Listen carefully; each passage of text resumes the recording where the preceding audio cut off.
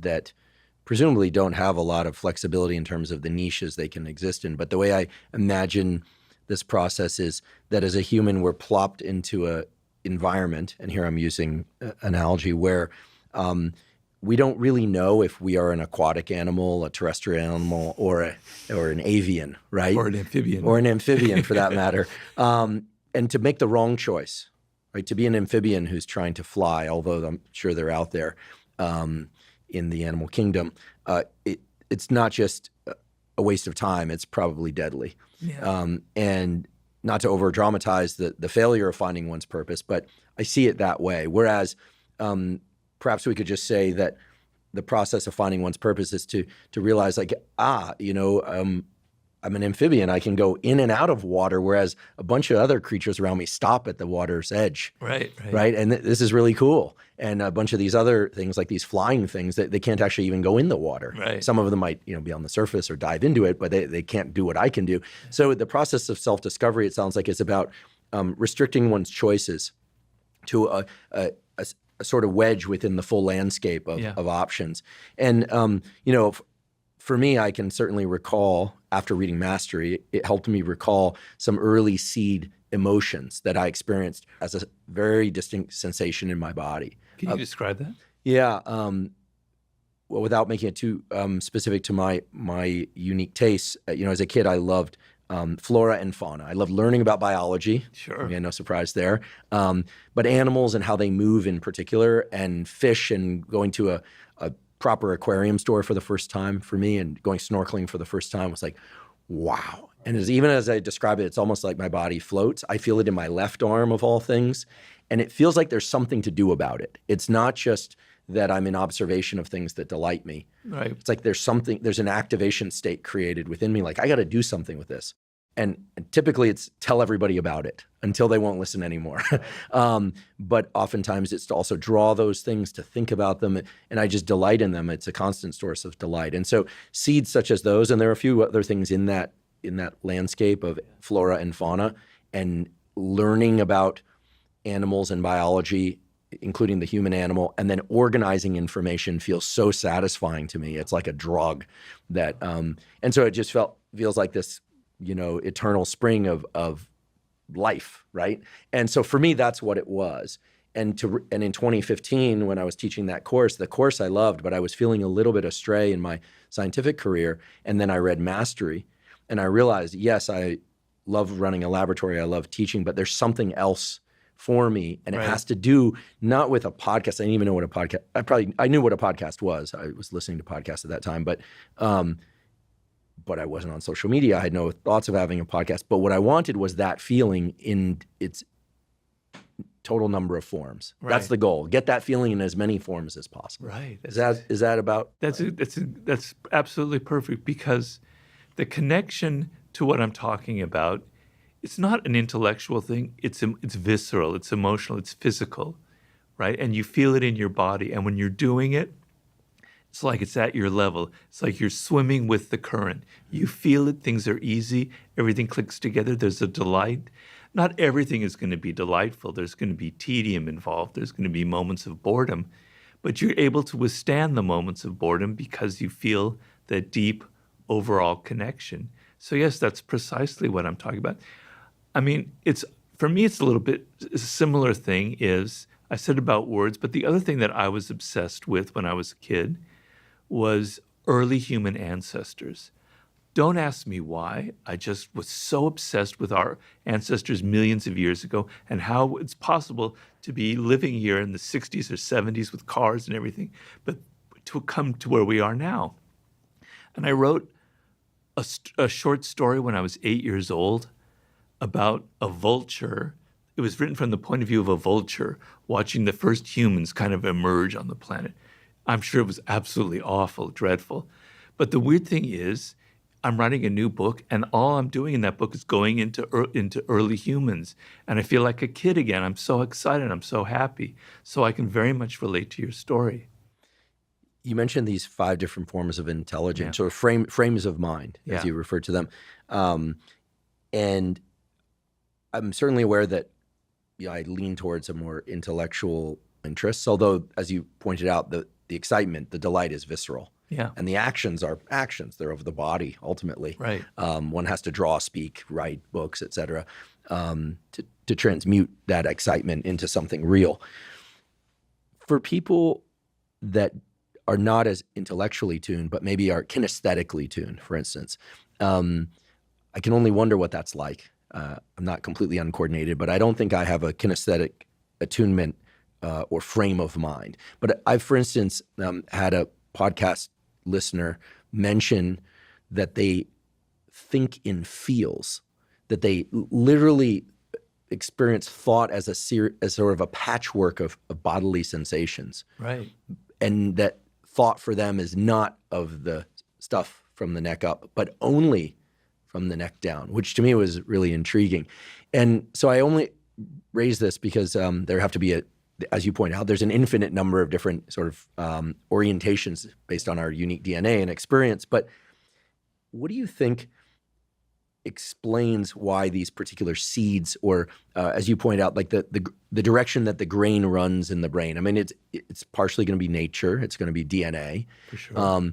but we're talking about this as if there's some exciting or awe-inspiring or delightful thing that captures us.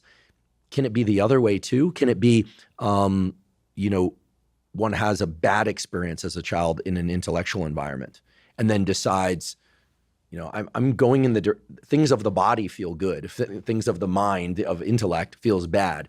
And does it matter whether or not we are drawn to our purpose by recognizing what we love or what we hate, or are both useful? Oh, they're both very, very useful. A lot of intelligence is nonverbal. We think in terms of images. We're very much infected by the emotions of other people. So I know, for instance, my mother is very, very interested in history. She's obsessed with history. And I probably absorbed her interest in history. I don't think there's a gene for that interest, So you're going to absorb things from your parents as well. So it's not all just genetic. But yeah, what you hate will will have a big thing. But the problem with doing that is if you go into a direction and you're in elementary school, et cetera, and they force you to learn math and you hate it, what it tends to do is it turns you off from learning in general. You think, I don't want to be disciplined. I don't want to go through anything because it's painful. It doesn't lead anywhere. It's not me. It's frustration. It turns you off from learning in general. So it's really, really important for a child to have the love experience as early as possible so that they can know what they hate and why they hate it, right? And then they can rebel and they can go into that field, as opposed to, I hate learning, I hate discipline, I hate studying, I hate trying things over and over again. If you're kinesthetically oriented, and a part of me, I understand that because I love sports, is you have to practice. It's going to take a lot of, you're not going to instantly be good at something, right? And that's going to require a love of it, right? But if your math experience, because I hate learning shit, it's going to transfer to sports. You're going to hate discipline in general. So it's very important for parents to let that child have at least glimmers of that love moment. I know for me, when I finished college and I entered the work world, I had to get a job. I worked in journalism. I hated it. I hated working for other people. I hated office politics. I hated all the egos. I hated the smarminess. I hated the lack of quality. It was all just about, making money and getting things out there. And then I worked in Hollywood. I hated Hollywood. I hated working in Hollywood. That formed me very much, made me go in the direction that I went in, but only from the basis of I knew that I wanted to be a writer. So, that's very important, that it's not just hate. It can form you, but there also has to be that positive, deep emotional love of something that also is grounded in you in some way. Yeah, what you just said really highlights the fact that energy and motivation can come from either pressure, desire for something or desire to get away from something. Right. And earlier when you were talking about how we are so much more engaged and driven towards things that stir us emotionally, and actually we know based on the neuroscience, as you know too, I'm sure, that only by the release of certain neurochemicals in the brain and body would our brain have any reason to change, right? If you don't feel agitation and you can do everything that you're trying to do, of course your brain wouldn't change. Like, why would it, right? That agitation is a signature of the neurochemicals that are saying, hey, something's different now. Right. You might need to do something different, including rewire yourself, right? And that can come from positive or negative experiences. Of course. Now, I'm obsessed with this idea of energy. I mean, we all want to have more energy and focus. And normally we hear about the concept of energy in the context of caloric energy, like what should we eat and when and how much, and we need to get sleep. But what you're really referring to is neural energy, like the engagement of ourselves that's, sitting there ready to be engaged, but it requires the right experiential macronutrients, right? The experiential micronutrients, as opposed to, of course, we need good nutrition, but that's not sufficient. It's necessary, but not sufficient. So would you say that when we are, let's say, since a good number of our listeners are in adulthood, from our 20s on, that the things that excite us as adults that really generate some feeling of readiness or grab our attention are still informative toward guiding our decisions about best life and life purpose? Well, what exactly do you mean by that? I mean, because there are things that excite you in a kind of a quick way, where you have to relieve some tension, and there's entertainment, and there's things that kind of give you pretty immediate gratification. And there's the larger picture of something that will give you fulfillment over years to come. So you can feel that when you're older and you can pay attention to it. But a lot of the time is we're paying too much attention to the immediate pleasures of life, to what gives us instant gratification, and that's what we're grabbing for. So this is a much more kind of deeper process that involves that digging that I was saying. It's deeper than just kind of, I like this, I don't like that, kind of thing. It's more something macro than just that. And so when you're in your 20s or in your 30s or your 40s, you want to be paying attention to yourself. And the problem with people in the world today is you're not paying attention to yourself. You're not inside your own head. You don't hear those voices. You don't hear what you love, what you like anymore, because as I said, there's so many of these other distractions going on. And so you're always attuned to what other people like, right? Because you're in social media. This is what people are following. This is what they're interested in.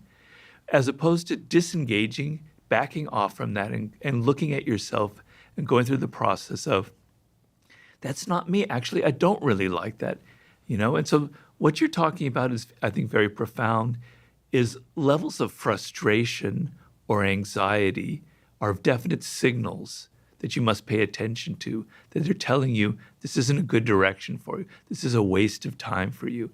And in general, I tell people, self-awareness, being able to hear those voices, to understand that your frustration is telling you something. And sometimes you just act on it without understanding it. But understanding why you're frustrated, why you don't like your career, why you're not happy about where you're going is the key to everything. It will open up, it will actually be able, even in your 30s, to return you to that childhood inclination. But if you can't listen to where those emotions come from, then they're useless. They're not teaching you anything. To me, as a neurobiologist who started off as a developmental neurobiologist, I can tell you that puberty is the most profound transformation that the brain undergoes in the entire lifespan. There's just absolutely no question about it. Everything is different after puberty because of all of the new relational dynamics that become apparent and our potential involvement in them. Yeah. It's not talked about enough how dramatically puberty changes the brain. Sure. I mean, we are different people before and after puberty. Hormones that are suddenly raging. The hormones are there, and it's not just changes in how we view the world, but changes in how the world views us. Yeah. And not just through the lens of sexuality, but also expectation of what we are capable of, what we are responsible for or not responsible for, our learning capacity. I mean, puberty is like this, it's also the most rapid stage of aging in our entire lifespan. Wow, right? Those kids that go home for the summer and then come back, like shaving, I was sort of I wasn't a late bloomer, but I had a long protracted puberty, but I remember those kids. I'm sure we all remember those kids. Everything changes. And so I think prior to puberty, these seeds, as you've described them, of delight or of resistance to things, I think they are unadulterated. They're not contaminated Right. by the voices and expectations of others. And so I can see the challenge of reaching back to those as an adult. I wonder if this relates to something that I've heard you talk about before, although perhaps not as much as some of the other topics you've discussed publicly, which is the real versus the false sublime. Could you perhaps just define for us what sublime really is, what a sublime experience is, and the distinction between real and false sublime experiences? Because I feel like this relates to finding that seed, right? It's about finding authentic seeds within us, as opposed to when emotions can be distracting and misleading. Wow. I never made that connection. And it's the book that I'm writing right now. So thank you for that. I have to think about that. I'm writing a book on the sublime. And I have several ways of kind of illustrating. I generally like to use a metaphor. And the metaphor is that being a human being, being a social human being living in a particular culture, means that you live inside of a circle. And that circle of that time are the conventions of thinking, of ideas that are acceptable, of behavior that is acceptable. This is where you can go mentally, where you can go physically, all the codes and conventions. So that circle for ancient Egypt and for 21st century America, they're obviously very different, but it's the same circle. It's the same limiting factor. You're not supposed to go outside of it. These are thoughts, experiences, behavior you're not supposed to do. The sublime is what lies just outside that circle. The word sublime comes from on the threshold of. It's like, here's a door, and the sublime is literally at the threshold of the door. You're looking out into something else, right? And the quintessential sublime experience is a near-death experience. You're standing on the doorway, the threshold of death itself, right? And so in my book, I'm illustrating the different kinds of sublime experiences that you can have in relation to the cosmos, in the relation to thinking about being alive. Just being alive is the strangest sensation you could possibly have. I know that very personally after my stroke. I go into childhood, chapter on childhood and how sublime your own childhood was. I go into animals, the relation to animals. I have a chapter about the brain, a chapter about love. I'm working right now on a chapter about history, okay? But what I'm trying to say is the human brain is wired for these experiences, is wired for transcendental experiences that take us out of the narrow little realm that we live in.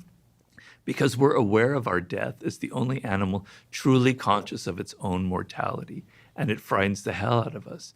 And the idea that we can see something larger than just the banal parts of our life is a doorway that allows us to kind of transcend the moment, to feel connected to something larger, to feel connected to some power in the cosmos, to evolution itself, right? And so we're wired for that. And I'm writing a chapter now about 40,000 years ago at the moment where I think the sublime was born. Is a story that I'm trying to illustrate right now with our upper Paleolithic ancestors. So it's deep inside of us. We need it. We have to have it. In the 21st century, we have very few avenues for it, any real avenues. Religion used to be the main kind of way of accessing this. And so because it's so deep, we reach for false forms of the sublime that give us the sense that we're transcending, but it's not at all, because sublime has to come from within. It's an experience that you have, that you're generating in your own mind, in your own experience. The false sublime comes from outside. It comes from drugs. It comes from alcohol. It comes from shopping. It comes from online rage. It comes from joining a cause and just getting out all your aggression and violence, right? It comes from causes. It comes from addictions, okay? It gives you a sense. It calms you down. It makes you feel like there's something else going on in life besides your job that you're sick of. But it's not real, it's not lasting, it's false, it's an illusion, it's not based on anything real. It's not connecting to that deep part of human nature that's wired for these experiences. So what happens is you have to have more and more and more and more of it. You have to have, more of this rush. You need more of the drug, you need more of the alcohol, you need more of the sex, you need more of the porn. It's never going to satisfy you. But the real sublime, you don't have that feeling. It's like, it's transformative. Once you feel it, it lasts for you for the rest of your life. It's what Maslow again called a peak experience. So that's the difference between the false and the real sublime. I haven't quite connected it to what you were saying, but if I think about it, I think you're on something very interesting. I mean, maybe the connection I was trying to draw was doesn't hold, but yeah, for me, those early experiences of seeing things that just delighted me in a way that felt like that not only is well, the thought process was a long time ago when something like, oh my goodness, I can't believe this exists. This is so cool. This is the coolest thing. And so clearly created an activation state within me. But then there was also a thought and a feeling of, again, a lot of this is sort of pre-verbal. It's not truly pre-verbal. I could speak at that age, but it was, that's of me and I'm of it, right? There's a connection there. And then it was, there's something to do about this. The activation state created in the body was, I need to learn more about this. I need to tell people about this. I need to think about this. I need more examples of this and see whether or not they're all like this, et cetera, et cetera. So certainly it meets some of the criteria of a sublime experience. Definitely. And I knew, again, when I was in graduate school and again when I was this young professor about to transition to tenure, that I knew it was going to do something different. It was as if I was on the threshold of something, but I didn't know what that next thing was. But I could trust it because of that early experience of knowing that's the thread. Like I'm an amphibian. This is my environment. Yeah. And you're an amphibian too, yeah, right? Yeah, yeah. And we're different amphibians, but we're going to be amphibians together. Right. And there's a permanence to it. It does seem to transcend time. I'm obsessed with time perception, so I have to be careful not to go off on a tangent about that. Too. But the human brain's ability to fine slice or macro slice time is incredible. And it's been said of not just addictions, but also interactions with toxic people that they murder time. That humans have I think it was Jung, I'll look it up, but one of the great psychologists said something to the extent that addictive behaviors, thought patterns, substances are humans' attempts to murder time so that they don't have to address their mortality. Yeah. And that's always made a lot of sense to me. Yeah, we say kill time is our expression. Kill time through passive engagement, but also kill time through trying to get overwhelmed or overtaken by an experience or a substance. As opposed to when you're truly connected, you have that sense of flow, and 3 hours can pass by and you're not even aware of it.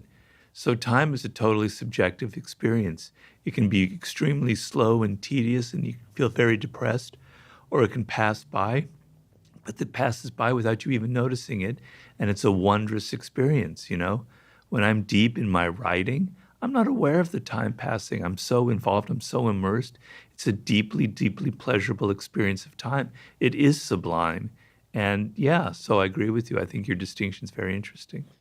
I'm eagerly awaiting your next book, but we won't rush you. Well, I'm so immersed in it that I could talk for hours, because I also have a chapter in there about what I call the daemon, which is like that voice inside of you that speaks to you. And I'm writing a whole chapter about how sublime that is when you connect to that voice. So you are spot on. There is something very much connected to mastery in this book, but it's the next chapter that I'm writing. Fantastic. I can't wait. I can't wait. I'd like to shift slightly to a topic that you've